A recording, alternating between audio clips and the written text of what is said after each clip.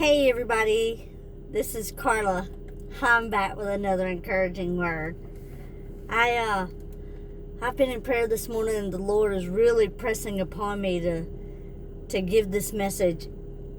And I heard it this morning when I was drinking my coffee, and I kind of postponed it. And then when I was reading my Bible, and I was reading in one chapter, and He's like, "No, you need to do this now." So somebody needs to hear this. And I'm going to tell a quick story. Lord, I hope I don't forget. All right, so this is called Our Mission. John 20:21. And He said, talking about Jesus, "Peace be with you. As the Father has sent me, so I am sending you." And Isaiah 60:1-2. The Spirit of the Sovereign Lord is upon me, for the Lord has anointed me to bring good news to the poor. He has sent me to comfort the brokenhearted and to proclaim that captives will be released and prisoners will be freed. He has sent me to tell those who mourn that the time of the Lord's favor has come. You know, we've got a mission. We have a mission. Our mission is to tell everybody about God. We have to tell them all that He's done for us. He set us free from our bondage. Whatever that might have been, we have to tell people that they can trust Him to set them free as well. You know, people will see the glory of the Lord on our faces and on our lives, and that's going to give them hope. It'll give them hope that they can have the same freedom that we now have. Because we've got to remember that we were not always free. We were not always free. I was not always like this. I was captive. I was captive to a lot of things, and I don't know what you were captive to, but people are captive to things like drug addiction and alcohol, pornography, pride, selfishness, abandonment, rejection, fear, anxiety, anger, unforgiveness, PTSD. I don't know. Maybe it's food, shopping. I don't know what you're captive to. But somebody listening is captive to something this morning. We know from our own experience of suffering how wonderful it is to be free. We're the ones who can relate to others who are broken, and we now have the privilege of helping hurting people. What an honor it is to be chosen by the Lord of Lords and King of Kings to tell people about Him and to work for Him and to bring Him glory. That's a privilege and an honor. I can't think of anything else I'd rather do than to help others have the freedom that I now have.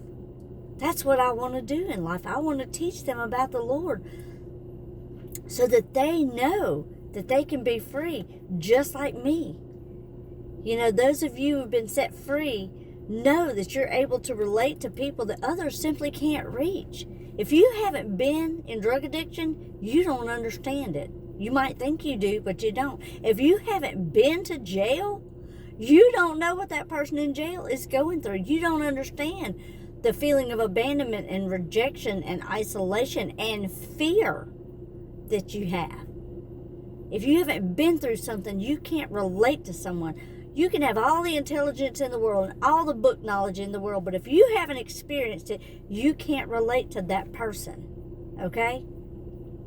That wouldn't even be in my notes, not sure. We have a special ability to understand brokenness, and we're able to speak life into them. We're able to teach them about the love of a Father that they might not even know. They may have never known how much He loves them, and we're able to tell them and show them the love of Christ. There is and always has been purpose in our pain. We didn't suffer for nothing, okay? But we suffered so that we're able to show others just how good God is. Jesus came to earth to fulfill Isaiah 61:1-3. But now He's entrusted us to do the same thing, to bring good news to the world. This mission has now been passed on to us. That's what we're here for. You know, ask yourself, are you willing to pick up that baton and run with it? How many of us are willing to accept this mission and tell the Lord, "Here I am, Lord, send me"? You know, I don't know all about your story. I only know mine. But let me tell you something that happened to me one day. And this is one of the reasons that I do these videos. Because 3 years ago, I was at Teen Challenge. That particular morning, I'm leaving. I've had it. I'm done. I'm leaving. I'm not doing this anymore. I don't care what anybody tells me about the Lord. I'm done. You hear me? I'm done.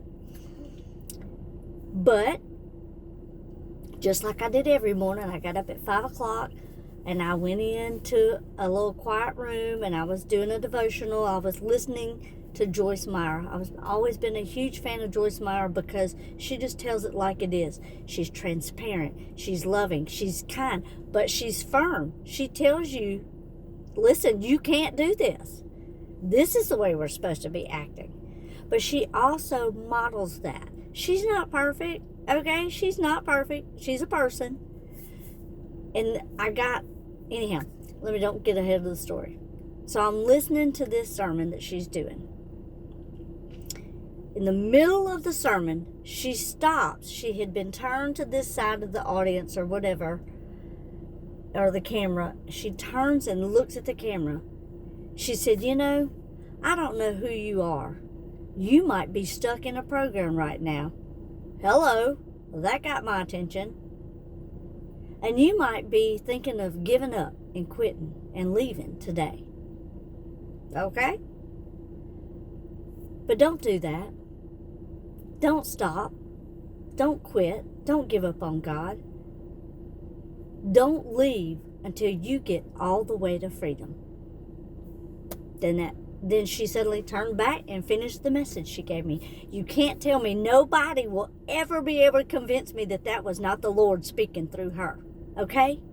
I know. If I hadn't listened to that sermon that day, that I would have picked up, I'd have left Teen Challenge, and I would most likely, 99.9%, I'd be dead right now. Okay? So then years later, a couple of years after that, I was supposed to be at a conference in Baton Rouge in September 15th. I remember it. Because September 14th was the day the Lord filled me with His love. September 15th, 2023, I get to meet Joyce Meyer's daughter, Sandra. I'm face to face with Joyce Meyer's daughter. I would have never come face to face with Joyce Meyer at some huge conference in Baton Rouge, Louisiana. That just wouldn't have happened. But that day I met Sandra. That night.